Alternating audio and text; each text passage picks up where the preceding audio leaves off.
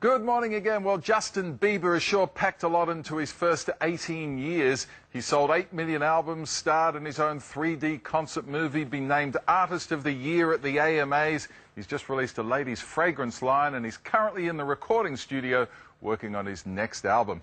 That's where I caught up with him a little earlier. G'day, Justin Bieber. How are you doing? I'm doing great. How you doing, man? Very well indeed, thank you. How's it going in the studio? Yeah, we've been working really hard today. We're going to be working with will.i.am and Usher, and we've been just working really hard in the studio. I've been working with Drake, Kanye, Timbaland, and just so many great people. So I'm really happy for the world to hear my stuff. It must be such a buzz for you, for such a young guy to be working with, some of the greats of the business. Yeah, it really is incredible. I couldn't be working with better people.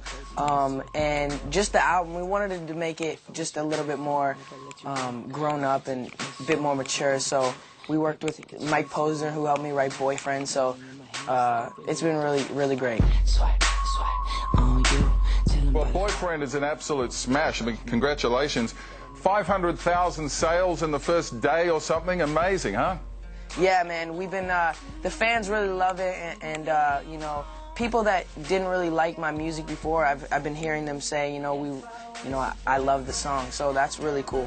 You talk about making a more mature sound. I mean, it's a difficult juggling act, isn't it? Because you don't want to leave your fans behind, but you do want to grow as an artist. How do you accomplish that? You know what? It's just like, I'm not going to have my baby voice forever, so, some of my fans, they liked my younger voice, and now it's like I'm maturing and my music is maturing and the things I'm talking about is maturing. Yeah, well, you've been doing this all your life pretty much. I mean, you are the real deal. You're not just someone who's an overnight sensation. I guess that's significant in your revolution, isn't it? Of course. I mean, music has been a part of my life since I was, really little, and it's just been my passion. So the fact that I'm able to do what I love and have such great fans and just be so successful is really amazing. He's living an extraordinary life, but it's just like you or me. The success of the Never Say Never movie, did that take you by surprise a little bit? Because it was an absolute smash. Thank you. Yeah, it was the most successful documentary in U.S., and it's pretty mind-boggling to think that I've just been this successful. Mate, I don't know if you're aware, but the Twitterverse went into meltdown here the other day when you were talking about One Direction, and apparently Justin Bieber and One Direction were hanging out a little bit. I didn't really hear about the meltdown, but they're pretty cool kids. I mean, we hung out, they came to my house. They're really cool, and hopefully we'll be able to collaborate soon. They're on their way to Australia. I mean, the first time you came here, it was absolutely crazy. What advice would you give to them? You know what? It's you got to make sure you have the right security, because when I went there, it was pandemonium. So hopefully they have the right security and they shut down the streets. Do you ever get used to that sort of stuff, Justin? Fans everywhere? For me, sometimes it can just be meeting another fan, but for them, it's like this is their one opportunity to meet me, and it's their dream. So I try to make it the best experience for them as possible. Our Cody Simpson always speaks very highly of you. He's a good kid, huh? You know what I love? I love the fact that, there's so many young people now coming out and being successful, and, I've kind of opened that lane, because before it was like from YouTube, I was able to get all my fans from the internet and stuff, and now there's all these young people, and it's great because I'm able to hang out with them, and it's just been really fun.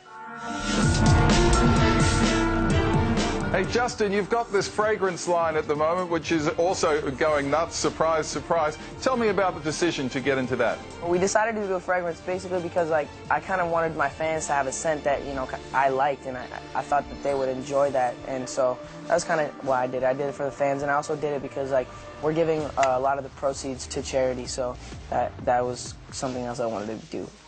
Well, you are. You're giving what, $2 from every bottle, every sale to Make-A-Wish Foundation. That's a cool thing to do. Thank you, man.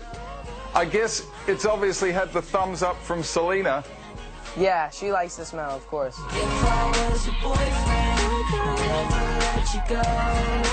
The question that all the fans want to know, is when are you coming back to Australia? I'm going to be doing a whole world tour again, so I'll be coming back and seeing all my fans down there really soon. That's fantastic. Thank you again for your time. Get back to work. We'll see you later. Thank you so much.